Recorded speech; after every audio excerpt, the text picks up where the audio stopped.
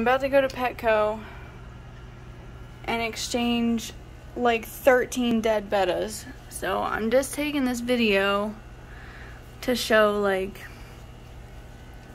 that I know how to actually keep fish. I'm not like killing these fish on purpose. They're just like stressed out. Like this one's doing fine in here.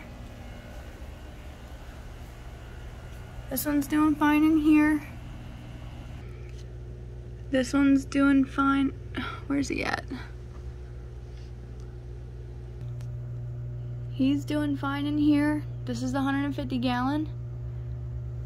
He's always checking stuff out, looking all around, hunting and happy. I think I have a couple in here. So there's another one. He's doing all right. He's been here for a couple weeks, maybe like 2 weeks. I think I got another male over here, and then a couple females around. But there's enough stuff like going on in this tank to where they don't really bother each other. They don't fight. They kind of just have like their own little section they go in, and then that's it.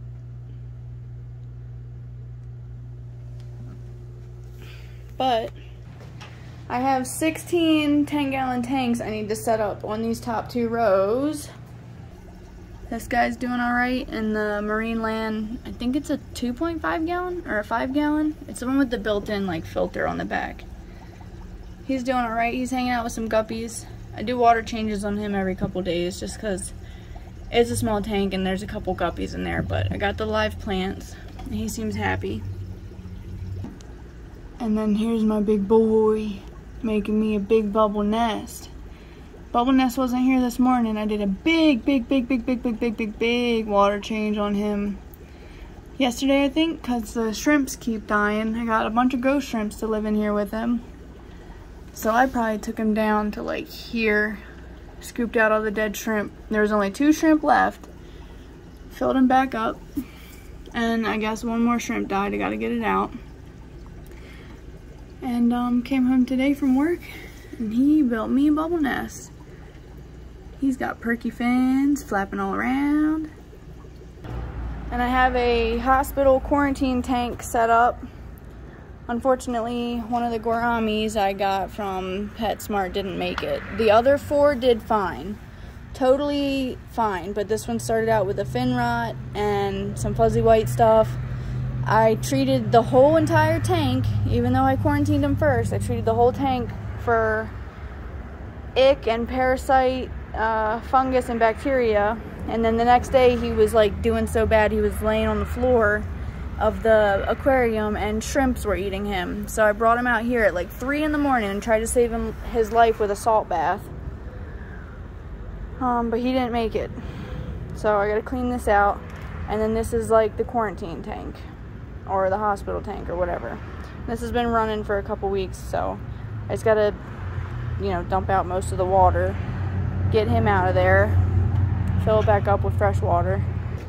And then a couple of these are empty, so during the day they're going to like 88 degrees. If they get too hot, like, what is that, 90? I don't know. I have to look to see if the Betta looks stressed out. He's flapping around. But usually, like, what happens is if I come out here and it's too hot, I take the hose and just like simulate rain right here, and the water drains out. So I'll do that for like 20-30 minutes and that'll give him a partial water change. But every couple days, maybe like twice a week, coming out here with the siphon and giving them a 50% water change. But they got the live plants in there, live food. At nighttime, I think the lowest I've seen them drop to was 65, 68. One morning it was really cold and I brought the bins inside and changed the water with some warm water. But I have a couple of empty bins because some of the bettas I have died, which are the ones I'm exchanging. So there's one down here, there's one here. I might spray them a little bit just to cool them off. This one's empty. This one's empty. These two. He's doing good. So like the ones that are out here, I know it seems kind of weird to put them in totes and put them outside and not have a filter or a heater or anything, but to me they really seem like they're doing okay.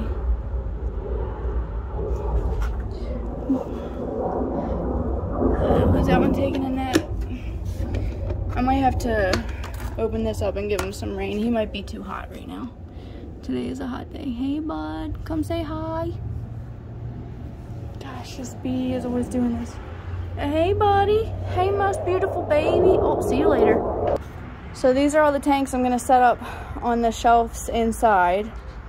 I plan on setting them up, plumbing them, doing the filter, the sump. The 240 breeders are gonna be on the bottom as sumps. And I'm gonna plant them, put substrate, and I'm probably gonna let them run for about a month or 2 months and let them cycle, probably with fish food. I might put like a mystery snail in each one.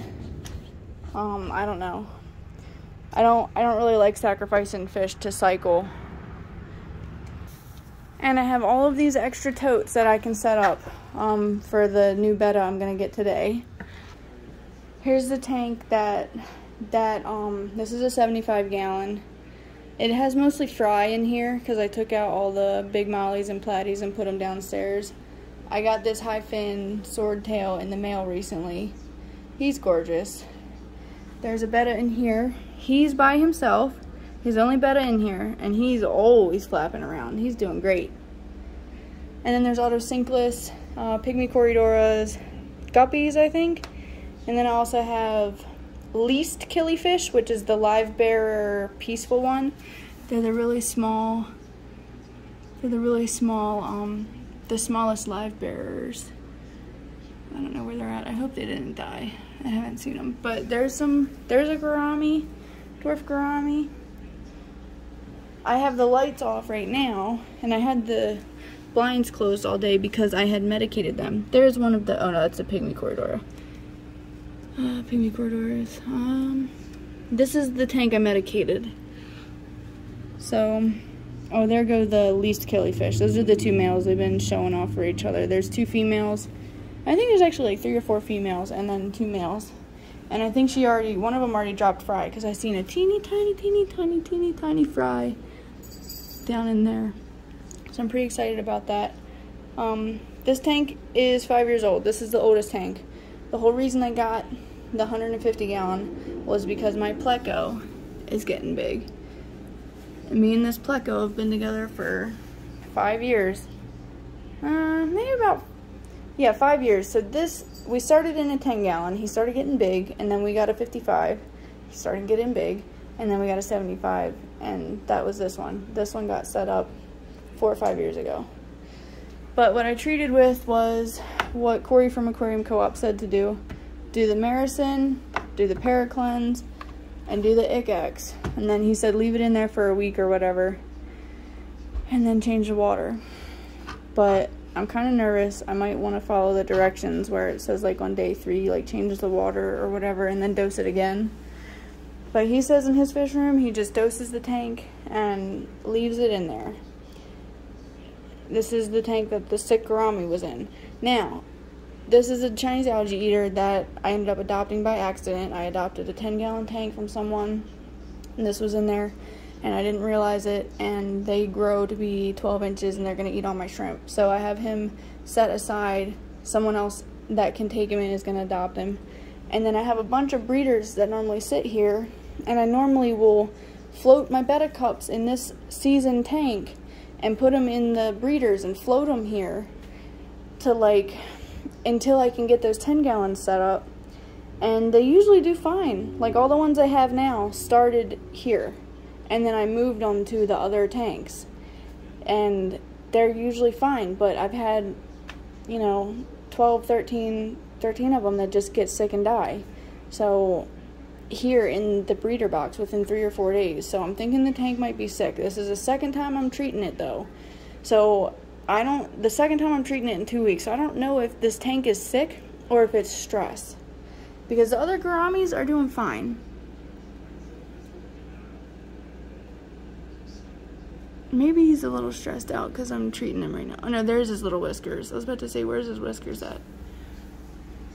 So, I watch these fish for hours. I wake up early in the morning and check all the tanks. And autosynclists are schooling. When I come in from work, the first thing I do is check all the tanks. And I have all the medicines and all the good foods and everything that you could need if there's an emergency. So I'm just making this video to show somebody, like, I'm not killing these fish on purpose. I'm out here doing my best, and I'm like following all the rules, like cycle your tank, like make sure there's a heater, like don't put a bunch of bettas together. But I think they're just getting stressed out. So I don't know, maybe I'll try a salt bath when they first get here. Maybe I'll just treat them when they come in. I don't know.